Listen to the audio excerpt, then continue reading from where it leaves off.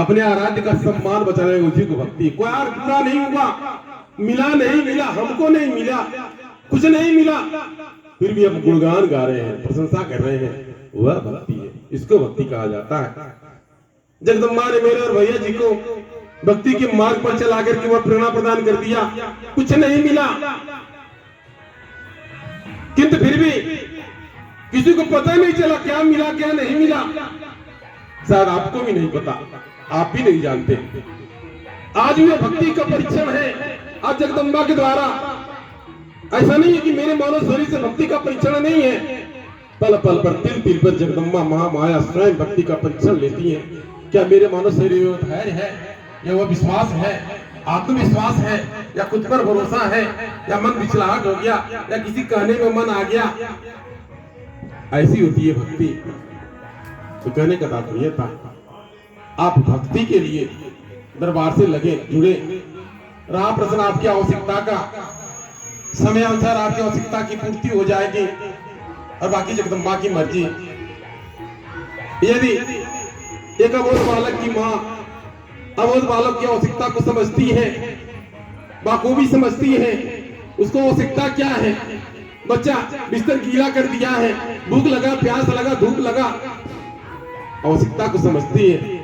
वो आवश्यकता को समझ करके स्वयं से उसकी आवश्यकताओं का ध्यान देती है, पूरा करती है। इस जगदम्बा है, आपकी आवश्यकताओं को अच्छी तरह समझती है, बशर्ते आप नहीं समझते हैं। आपको लगता है कि माता जी हमसे अनभिज्ञ है, माता जी को नहीं पता है, मुझे कहने की आवश्यकता है। अरे जिसने पूरा ब्रह्मांड बना दिया, सूरज चांद धरती सितारे संपूर्ण जीवों को बना दिया, दुख समस्या आपत्ति विपत्ति लाभ हानि सब कुछ बना दिया, क्या उसको इतना नहीं पता कि आप किस हालत में है? क्या एक माँ को यह पता नहीं कि हमारा बच्चा किस हाल में है? माँ को तो पता है, लेकिन बच्चे को नहीं पता है। काश अगर बच्चे को पता हो जाए कि मेरी माता को सब कुछ पता है, शायद बच्चा कभी रोए चिल्लाए नहीं, कभी उफ न करे, कभी किसी प्रकार से मन विचलाहट न करे। ऐसी होती है भक्ति। इसलिए आप भक्तजन मन को अधीर न करके मन कर्म वचन से लगे रहे, आराधना विनती प्रार्थना करें, ताकि जगदम्बा महामाया स्वयं से आपके जो आवश्यकता उन आवश्यकताओं की पूर्ति करे। सर उसी को भक्ति कहा जाता है। अब जिस प्रकार से भक्ति कंठी माला जपने वाला भक्ति नहीं है, गृहस्थ आश्रम से बाहर भागना भक्ति नहीं है, या फिर जगह चूट रखाकर जोगी बैरागी सन्यासी बन जाना भक्ति नहीं है। अपने कर्म और धर्म का पालन करना वह सबसे बड़ी भक्ति है। आपको जितना जंजाल मिल गया, दुख मिल गया, समस्या मिल गया, झंझट में जो भी मिल गया, आप उसमें अपने जीवन के व्यतीत कर रहे हैं, वह भक्ति है। इसलिए आप भक्ति के पथ पर चले, घबराए न, विचलित न हो, मन को भ्रम पटकाहट में न डालें। आप स्वयं जगदम्बा महामाया के चरण से लगे रहे, बाकी जगदम्बा की मर्जी, देना लेना मारना बचाना महामाया का कार्य है। आप भक्तजन मन को विचलित न करें। जिस प्रकार से छठ पर्व पूरे देश में धूमधाम से मनाया जा रहा है, कोई कुछ जितना शक्ति भक्ति जिसको जितना आवश्यकता, जितना व्यवस्था लेकर के माता को पूजने मनाने का प्रयत्न करता होगा। जगदम्बा के लिए कोई देसी घी का, कोई सरसों का तेल का, या कोई रिफाइने का, किसी प्रकार से जो भी समझ में आया होगा, भगत लेकर के जगदम्बा को मनाने ले जाने के लिए प्रयत्न किया होगा।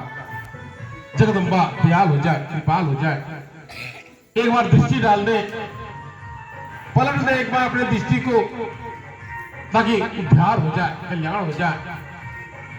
इसमें हर कोई कुछ न कुछ लालच रख करके, कामना रख करके, स्वार्थ रख करके भगत अगर पूजा पाठ करता है तो जगदम्बा उसको स्वीकार नहीं करती।